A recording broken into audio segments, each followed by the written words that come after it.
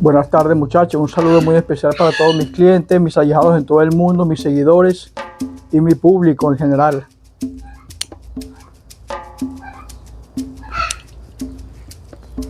Me escriben de El Salvador uno de mis ahijados, preguntándome sobre un tema bastante interesante, digno de ser estudiado, perseguido por científicos, por religiosos en todo el mundo, pero que se ha mantenido secreto, digamos que ante las mentes más cuestionables o ante las mentes que no suelen creer que hay hechos tan fantásticos que escapan de la realidad. Él me pregunta sobre lo siguiente: un famoso ritual llamado Urdaur o cambio de vida. En otro tema, valga la redundancia, hay un tema interesante para que armaras un video ahí con ese estilo que te caracteriza, y es sobre el cambio de vida, ¿sí? Yo he visto en México que algunos hacen el cambio de vida en un nicho, en una tumba vacía, ¿sí? En un hueco. Ahí lo he visto como lo hacen con su quema de pólvora, y de ahí tiene que salir la persona. Pero también sé que hay otros cambios de vidas que se hacen a través de sacrificio. Creo que sería un súper tema. Desde ya, un abrazo. Feliz domingo, padrino. Hay un famoso ritual llamado el Urdaur. Ese ritual se remonta a los antiguos sumerios. Ellos establecían que ese ritual le habían sido dado a los egipcios y a algunas tribus provenientes nada más y nada menos que de nuestros hermanos mayores, venidos de las estrellas. Ese ritual no es nada más y nada menos que tecnología alienígena mal interpretada.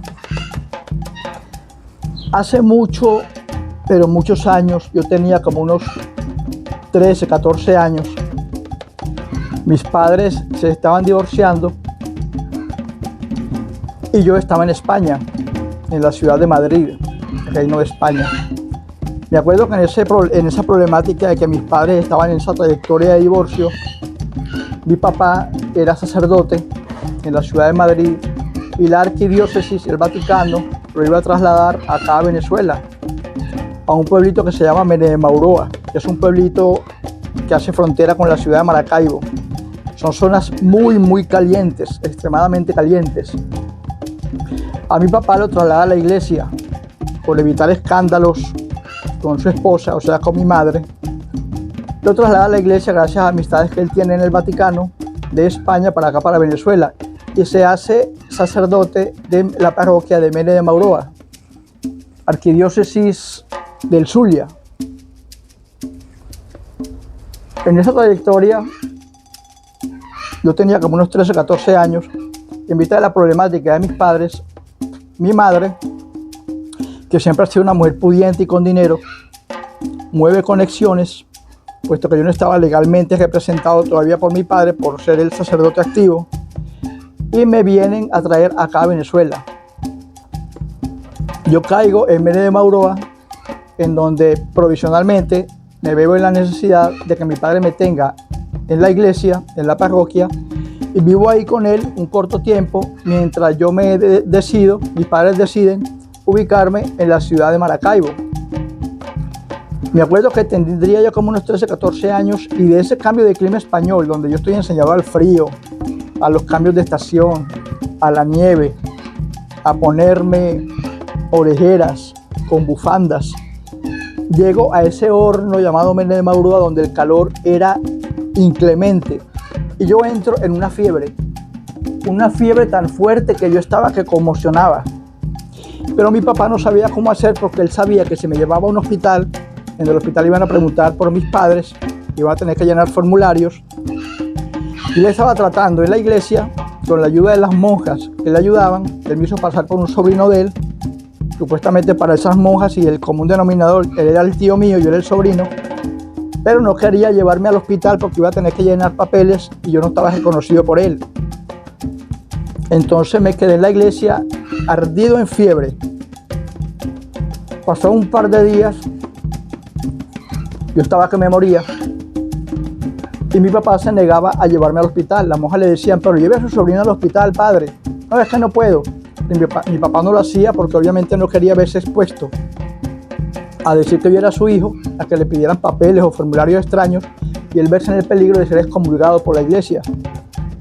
Total que pasan un par de días y yo estaba ya perdiendo el conocimiento del alto grado de fiebre que tenía y de repente, como a eso de las 5 o 6 de la tarde, llega a la parroquia de Medina Mauroa, tocan la puerta, tum, tum, tum, un señor. Nadie sabe el señor cómo llegó. Era un negro, pero un negro de esos negros azules, afrocubanos, negros, que únicamente se le ven blancas las palmas de la mano y los dientes. Un negro alto, me acuerdo que fuera ayer, un negro fornido, pateado. Y llega a la puerta y me dice mi papá, que él toca la puerta y pregunta, ¿aquí está su hijo? Mi papá dice, no, yo no tengo hijo, usted se equivoca. Yo soy sacerdote. Debe estar usted equivocado de dirección. El señor, que era supuestamente un afrocubano haitiano, le dice, no me caiga a mí a tonterías, padre. Yo sé que aquí hay un hijo suyo que usted no lo quiere llevar al hospital y si no lo atiendo yo, se le va a morir. Está ardido en fiebre y me urge verlo. Mi padre queda como que entre la espada y la pared, porque él no le había dicho a nadie, absolutamente a nadie, que yo estaba en esa condición y nada más a las monjas que lo ayudaban en la parroquia, y le da cabida a ese hombre haitiano, a ese negro, a la iglesia. Eventualmente mi papá lo hace pasar a la alcoba donde yo estaba ardido en fiebre. Me acuerdo como si fuera ayer que ese tipo llevó una maleta de cuero pequeña, la ponía allí y le dice a mi papá, puedo quedarme un par de días porque si no atiendo a su hijo se le muere.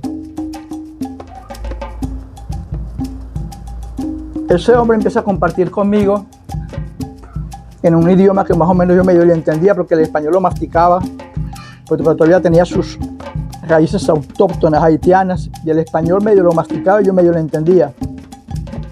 Total que le dijo a mi papá, voy a hacer lo que tengo que hacer, le voy a salvar la vida a su hijo. Necesito un samuro viejo, un samuro de esos que comen muertos, que comen mortecina, un gallinazo viejo. Vamos a tratar, padre, de conseguir un gallinazo, un samuro viejo, grande, lo más grande posible. Y en esa trayectoria pasaron como 3 días más y él me hacía compresas frías, me desnudaba, me envolvía en mantas con agua fría, me ponía paños con hielo en la frente mientras conseguían el tal samuro. Eventualmente el samuro lo consiguió y me acuerdo que ese samuro él lo mató, lo degolló, lo limpió y lo puso a hervir como unas 10 veces. Me acuerdo que la iglesia olía a podredumbre, a muerte, a basurero. Mientras más hervía ese samuro, la iglesia se pasaba con un olor a podredumbre espantoso.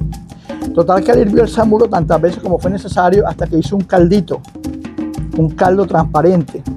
Y me dice, hijo, coma esto y bebas esta sopa, comas esta carne. Y yo, no. Y él, comas esta carne que eso le va a salvar la vida. Yo a punta de regañadientes me como esa sopa, sudé como ustedes no tienen ni idea, y me como los pedacitos de carne de gallinazo que ese hombre colocó en la sopa. Una sopa preparada con sus verduras, en fin. Me como la sopa y esa misma noche yo me recuperé total y completamente. Tanto así que mi papá quedó asombrado, porque yo estaba que me moría. Una vez tomándome el caldo de samuro, mi salud quedó completamente restaurada. Pero ese hombre, en esos lapsos de esos 2-3 días que se quedó en la iglesia, él ocupaba otro cuarto, otra habitación. Y yo siempre he tenido la mala costumbre de que soy muy curioso.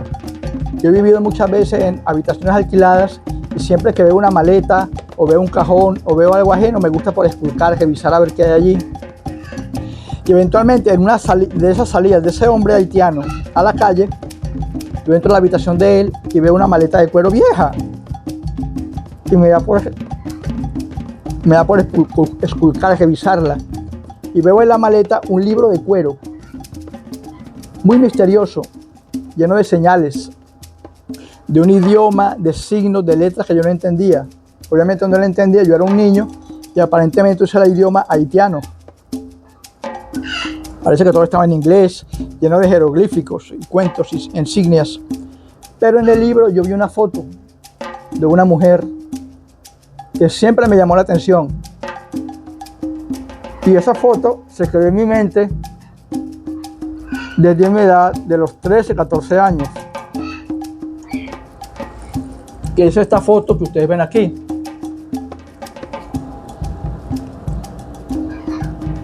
Eventualmente esa foto se quedó en mi memoria. Pasaron los años. Pero al día siguiente, ese hombre haitiano, después de que yo me recuperé, se despide de mi papá. Y nunca olvidaré las palabras que él me dijo. Hijo, nos volveremos a ver. Ya mi labor fue cumplida. Pero no me volverás a ver en este cuerpo, sino tal vez en otros. Pero tenlo por seguro que yo te volveré a ver. Y se fue. Me dio un beso, un abrazo y se fue. Pasan los años. Yo crezco. Como a los 30, 35 años, tengo el placer de ir a Haití. ¿Cuál sería mi sorpresa? De que en Haití conocí yo a una bruja muy amiga mía, que era ahijada de María Catherine Lebeau.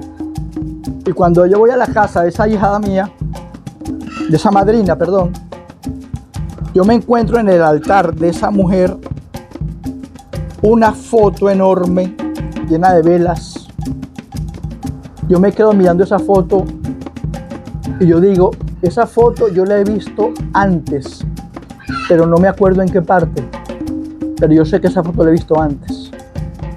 Y en mi memoria me llega esa época de niñez, de mis 13, 14 años, cuando eventualmente yo había visto esa foto, que ahora la vemos mucho por internet, la había visto en el maletín de ese hombre haitiano que fue a la iglesia cuando yo me estaba muriendo de la fiebre. Y eventualmente, al yo conocer esa sacerdotisa, mi madrina haitiana, ella me dice, ella es la de la foto, María Catherine Lebeau. Ella nunca murió, ella está viva. Lo que pasa es que ella asumió un ritual ancestral sumerio que ha pasado de bantúes a haitianos y de haitianos a los bokor y del bokor al mundo vudú, en donde uno espiritualmente cambia de cuerpo a medida que uno se hace viejo y muere. Y ese famoso ritual que llaman cambio de vida no es más y nada menos que conocimientos alienígenas que nos fueron dados por nuestros hermanos mayores. Y eventualmente sí existe. Actualmente la magia del palo mayombe, la magia vudú, los bokor, los haitianos, los chamanes, y para de contar infinidad de índoles de gremios religiosos, hacen el ritual de tal manera de que meten a una persona en un ataúd o lo meten en campo finda o en sus propios munans o en sus propias casas. Se hacen una serie de rituales y de oraciones donde se presume que el espíritu de esa persona es trasladado a otro cuerpo. Para mantenerse viva la persona deja espiritualmente el cuerpo que habitaba y posee de forma consciente el cuerpo nuevo. Y eventualmente, cuando yo fui creciendo en edad, como a mis 40, 45 años, le hablé del tema a mi padrino Gio Moloku en Nigeria. Y él me dijo, ahijado, efectivamente, ese ritual existe y se puede llevar a cabo muy fácil. Es magia negra, magia antigua, magia bokor, magia haitiana, vudú. Eso fue dado por nuestros amigos, nuestros ancestros de las estrellas, me decía mi padrino. En otras partes lo llaman sumerios, esos seres celestiales que impartieron conocimiento del cielo para acá. En esa época pues lo verían ellos como dioses, y no son más y nada menos que seres de otras dimensiones alienígenas cuyos conocimientos y ciencias son mucho más profundas. Y eventualmente es un experimento que es muy fácil de hacer, pero a la vez es un poco difícil porque hay que complementar o hay que tener ciertas cosas. Y eso se hace generalmente logrando capturar, logrando poseer la vida de un niño o de un adolescente, sea hembra o varón. Esa niña o ese niño adolescente que uno procura capturar debe estar con uno de manera secreta, en otras palabras, casi que secuestrado, por un lapso de una semana aproximadamente. Uno como sacerdote, como tata, como bokor o como haitiano o como practicante vudú, uno desdobla a la persona que va a poseer el espíritu, la saca de su cuerpo físico y manda el cuerpo etérico al cuerpo de la persona que lo va a complementar, del receptor. Eventualmente ese niño o esa niña, que generalmente se buscan jóvenes y sanos, tienen que ser sacrificados de alguna manera en donde no tengan ningún tipo de maltrato físico. Generalmente se usan ahogándolos, asfixiándolos, de manera que ellos pierdan el aire y exhalen su espíritu. Y en ese momento en que el espíritu de ese jovencito o de esa jovencita exhala su vida, de forma consciente el espíritu de la persona que va a ser la receptora cambia al cuerpo de la persona que murió y lo habita y sigue su vida en forma de ser humano, pero con otra identidad, pero de forma consciente. La clave está en que el sacerdote, que obviamente está capacitado para hacerlo, saca el espíritu de la persona que quiere hacer el cambio, el ritual. Una vez sacrificado el cuerpo del niño o de la niña, pasa el espíritu a este cuerpo y el cuerpo del niño habita físicamente con el espíritu del receptor que falleció. Actualmente eso se hace a través de practicantes de la magia vudú, generalmente haitianos. Hay algunas tribus bantúes que lo hacen. Aquí en Latinoamérica es poco visto, pero sí se hace con mucha regularidad. Eventualmente hay que lograr buscar un jovencito o una jovencita que esté en plenos apogeos físicos, intelectuales, de una forma intacta, de una forma completa, sin ningún tipo de malformación ni enfermedad, secuestrar a ese niño o a esa niña y proceder al ritual. Actualmente se pueden hacer de dos formas.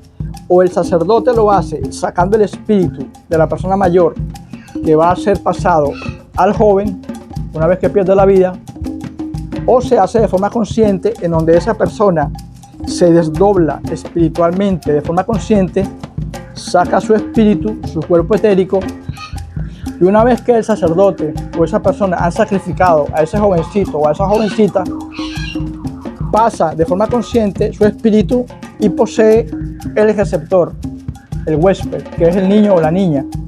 Eventualmente, ese niño o esa niña con ese nuevo espíritu entra otra vez en su vida consciente, con la salvedad de que ha perdido su identidad original. La identidad original queda en el limbo, queda en el mundo, en Sambienpungo, en el mundo de los espíritus, divagando por haber perdido su cuerpo, y el nuevo receptor, que es la persona que murió, sea conscientemente o que el sacerdote transfirió, queda poseyendo la nueva vida del receptor de ese niño o esa niña, pero de forma consciente. Y actualmente, en pleno siglo XXI, eso lo usa mucho la élite y algunas personas famosas y algunos religiosos, así como la leyenda de María Caterina Leeuw, que todavía dice que está viva. Y ese espíritu, a medida que se va haciendo viejo, va seleccionando cuerpos jóvenes, sean de niños o de niñas, para lograr hacer ese experimento y poder de una forma voluntaria pasar este espíritu moribundo de este cuerpo viejo a un cuerpo más joven y seguir habitando el plano terrestre en un cuerpo rejuvenecido y seguir con la trayectoria terrestre, negándose a ocupar el espacio espiritual en donde moran los espíritus. Entonces son seres humanos que se niegan a morir y usan este tipo de rituales creados y traídos por los sumerios a nosotros los seres humanos para poder seguir manifestándonos en la tierra mediante cuerpos físicos con identidades suplantadas o entidades falsas. Es un ritual muy sagrado, pero muy peligroso. Como ustedes comprenderán, hay que prácticamente retener la vida de un inocente. Mientras más joven sea ese inocente, mucho mejor. Generalmente 5, 10, 12, 14 años, en la edad de la pubertad o de la adolescencia, que es la plena flor de la vida, y uno como persona que se está avejentando, uno espiritualmente saca nuestro espíritu del cuerpo y lo manda al receptor para que poseamos la facultad de poseer una vida más rejuvenecida y seguir nuestra trayectoria. Obviamente en ese niño o esa niña, ya el espíritu consciente de ese viejo que pasó de un cuerpo a otro va a saber perfectamente que tiene que suplantar, tiene que actuar, tiene que crear falsamente la identidad de ese niño que mató o de esa niña que murió, para que los padres, la familia y el entorno no se den cuenta de que la forma de pensar o la forma de actuar de ese niño que apenas está creciendo ha cambiado. Entonces uno tiene que asumir el papel mediante crece de la inocencia que supuestamente ese niño ha de tener, pero que ese espíritu sabe que no es él, sino que es un espíritu suplantado. Entonces ese ritual, que es muy famoso, pero dado por un círculo muy reducido de la magia negra, es nada más y nada menos que la capacidad de albergar de forma consciente cuerpos físicos y que nuestros espíritus puedan ser trasladados voluntariamente a esos cuerpos físicos para poder seguir manteniéndonos y perpetuando la existencia terrestre. Como en el caso de mi madrina María Caterine Lebeau, hasta donde sé, de los 7 padrinos que he tenido en mis 7 casamientos, casualmente, todos han sido negros, negros azules. He conocido a madrinas haitianas que me dicen, María Caterine Lebeau todavía está viva, y ella, independientemente, albergando cuerpos de hombres o de mujeres, perpetúa su existencia en el plano terrestre. Y nosotros, allegados, podemos hacerlo, pero dadas las circunstancias son temas muy delicados, porque tenemos que disponer del ambiente necesario, tenemos que disponer de la ayuda necesaria para poder raptar, capturar, secuestrar a una jovencita o a un jovencito, quitarle la vida sin dañar ese cuerpo y poseer nosotros la ayuda sacerdotal o la sabiduría de poder desdoblarnos y pasar ese espíritu nuestro hacia ese receptor para que podamos seguir manteniendo nuestra vida en una nueva cobertura física y temporal.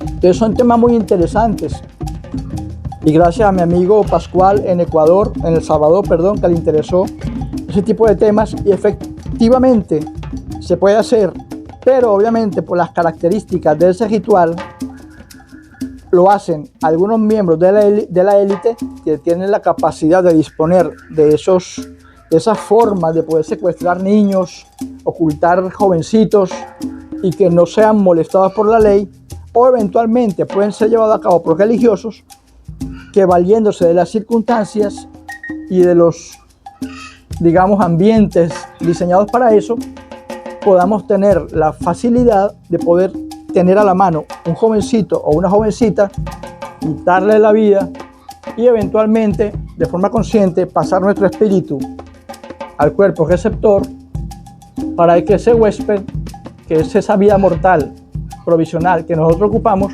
siga albergándonos a nosotros como espíritu y poder poseer nosotros otro lapso de vida en esta tierra, y eventualmente cuando ese niño se está haciendo viejo, ese niño volverá a buscar la forma de capturar otro cuerpo joven que esté físicamente diseñado bajo sus parámetros, bajo sus gustos, puede ser hombre o mujer, se le quitará la vida de forma suave sin que ese cuerpo físico sea deteriorado y eventualmente en ese ritual se pasará espiritualmente de un cuerpo a otro para no morir nunca jamás y ser eternos en esta tierra. Ese ritual, que viene de la antigua Sumeria, nos fue dado por seres extremadamente inteligentes, seres que bíblicamente han sido siempre considerados como dioses, pero que no son nada más y nada menos que seres alienígenas o seres de otras dimensiones cuyos niveles de inteligencia y de conocimiento son mucho más amplios, y ese conocimiento de esos antiguos dioses sumerios, como los llaman, nos fue dado a ciertas personas para que eventualmente muchos de nosotros que nos queramos morir cuando nos estemos haciendo viejos o nuestros cuerpos se estén deteriorando físicamente, poder, si las circunstancias no lo permiten, poder capturar un nuevo cuerpo, que sea el recipiente, el receptor, donde voluntariamente nosotros, las personas interesadas en llevarlo a cabo, podamos conscientemente pasar nuestro espíritu a ese cuerpo receptor y eventualmente vivir muchos años más y mantenernos en esta tierra de forma permanente hasta que decidamos lo contrario. Son temas muy interesantes, son rituales ancestrales, son rituales que han pasado de generación en generación, pero son secretos. Algo así como el adrenocromo. Son cosas muy secretas que únicamente son manejadas por la élite y por algunos pocos religiosos que conocen del tema, en donde eventualmente, una vez que nosotros sintamos que vayamos a morir, al no querer ocupar el espacio espiritual, pues podemos albergar otros cuerpos físicos y permanecer aquí en la tierra, pues muchos más años, por muchas más vidas y por mucho más tiempo. Hasta la próxima, muchachos, se les quiere. Salam aleikum, salam.